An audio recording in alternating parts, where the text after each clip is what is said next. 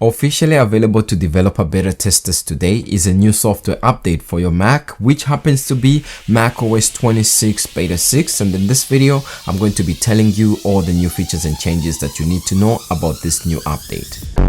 The update size on my MacBook Pro comes in at exactly 14.8 gigs, and I was updating from beta 5. Just to keep you in the loop, Apple also released beta 6 versions of all these other updates that you see here, such as watchOS, visionOS, tvOS, macOS, iPadOS, and iOS. And they also released older versions of macOS, such as macOS 15.7 RC2 and 14.8 RC2 and audioOS 26 beta 6. Most of those updates I do cover here on the channel at Half Man Half Tech, so if you want to keep up to date, definitely do hit like and subscribe. And now what I'm going to quickly do is update my Mac, and then we're going to look at some of the changes that are here. Just as an update, my Mac has been updated to the new macOS 26 beta 6, but this update seems to have two pretty major serious issues which might actually make you think twice before you update. So the first issue is one that I realized once my Mac was just about to restart and install the update. So after the downloading, I came up to, the restart your Mac to install update pop-up screen, and then I clicked install and I made sure, I was ready, work saved and everything. But after I clicked install update, there was a continuous loading screen for almost about 2 to 3 minutes. It continued to just show this blue screen with the Mac icon loading, which was a bug. And then, it restarted, but while the Mac was restarting, it didn't restart completely. In fact, I usually have my other external monitor connected, so half of my external display was black and the other half was blue for some reason. And then when the Mac restarted, it didn't restart completely. It got stuck at about 50% of the installation phase of this new software update, and then I had to force a power cycle it by pressing and holding the power button until it shut off. And then I did that again to turn it back on, and this time around it restarted. But for some reason, when it restarted, it had not installed the new update, because I checked the build number that was there after it restarted with the forced restart, and it was still the old beta 5 build number that had an H. But then I downloaded the software update again, and when it restarted this time around, it didn't restart completely again. It got stuck at about 50% of the way, and it stayed there for about 30 to 45 minutes. This time around, I was just like, what? Maybe I might not cover macOS beta today, but I left it there, did some other stuff, and then, I would say about after 45 minutes to an hour, it came back to life and it installed the update. And now you can see here, if I go to this page about macOS, you can see the build number has been updated. So on beta 6, it's 25 alpha 5338 Bravo. So before we had an H. So in a sense, this update took 3 steps in the positive direction, and Apple Intelligence is taking 12.69 gigs, which was about pretty much the same as the previous update, or how much it was taking. So that is the first issue. The second issue that this update has, which might make you think twice before you install it, is that this update seems to have pretty high demand for CPU usage, and shout out to Aaron P613 for discovering this just a couple hours after he installed beta 6. And I can also back that up, because looking at my CPU usage, it seems to utilize more resources of the CPU after updating beta 6. So some programs, some recordings, sometimes when I'm using my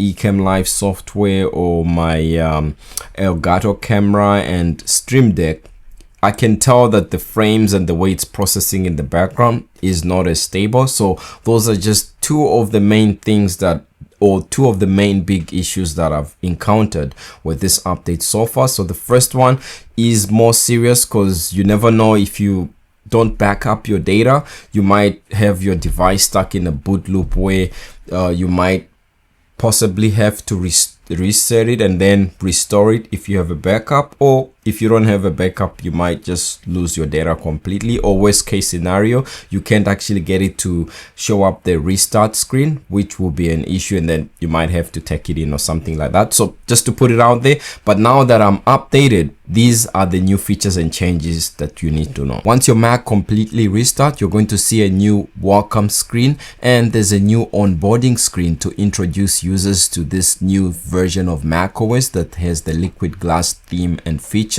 And a special notice or something to note is that on this boarding screen, it actually features a notchless Mac, which could signal or indicate a redesigned Mac that might be in the works, probably for release later this year or possibly next year, but we'll just have to wait and time will tell. This update also fixes an issue that has to do with continuity. So if you're signed into your same Apple ID on your Mac and on your iPhone, and you copy text back and forth, with the previous update, I was having issues where, you know, whatever I copied wouldn't show up in clipboard on the iPhone, on the Mac, and vice versa. But after updating, it seems good. Just like the previous update, it's been, you know, a couple minutes since I updated and my device restarted. I would say it's been about maybe 40 minutes or so since it restarted completely. But you can see this update still has an issue with this indexing. It takes forever. Sometimes I do a power cycle just to see if this indexing goes away, but with this update as well, it seems to index longer than usual. With macOS 26 beta 5, which was the previous update, this is how the control center animation looks. So you can see it had some sort of cool animation, zoom in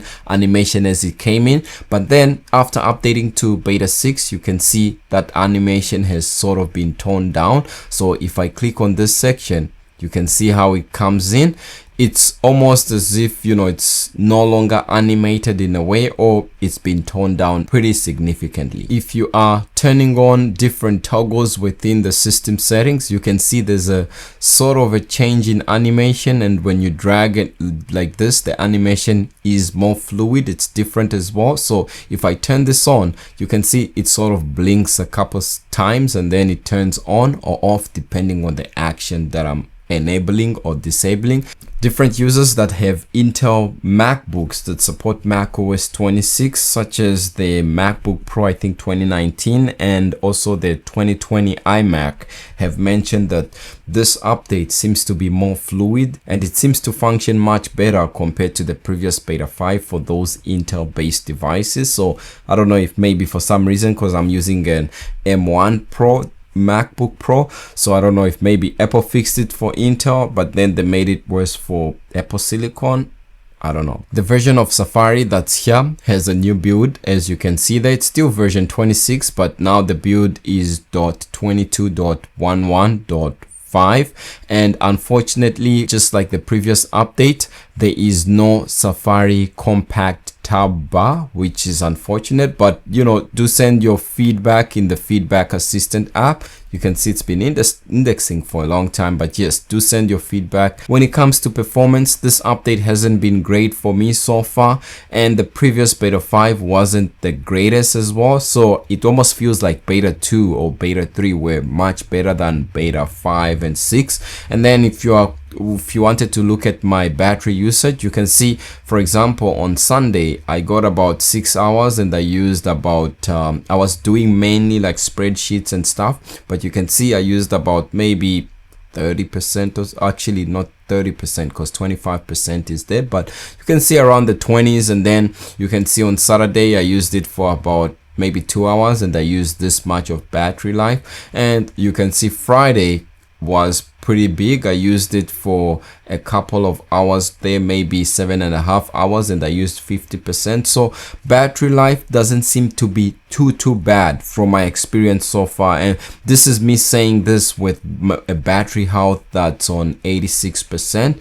So yeah, I can't really complain much about the battery life, but you can see when it comes to the screen on time and, you know, the energy usage that I'm getting. The only concern that I have with this update is the performance. A lot of applications sometimes just are so laggy, and you know, I live life on the beta because I'm recording this video on the same MacBook Pro that's running this beta version, and at the same time I use the same device on the daily just so that I get the feel of how this update is. So battery not too bad, but performance, like the CPU utilization issue I mentioned, is still there. So that's it for me for now. Since we are on a weekly release cycle, you can expect macOS 26, the next beta, which is beta 7, next week, Monday, most likely. And then beta 8 might be the last beta, since with the previous macOS version, beta 8 was, I think, the last beta. And then from beta 8, you go to the release candidate version, which in most cases, if there's no issues, is the one that comes out publicly to everyone. So that's it for me for now. If you like this video, leave a like and subscribe. And if you know someone who maybe is affected by some of the issues highlighted here, you might want to let them know so that, you know, they make an informed decision before updating. So that's it. I'll see you in the next video.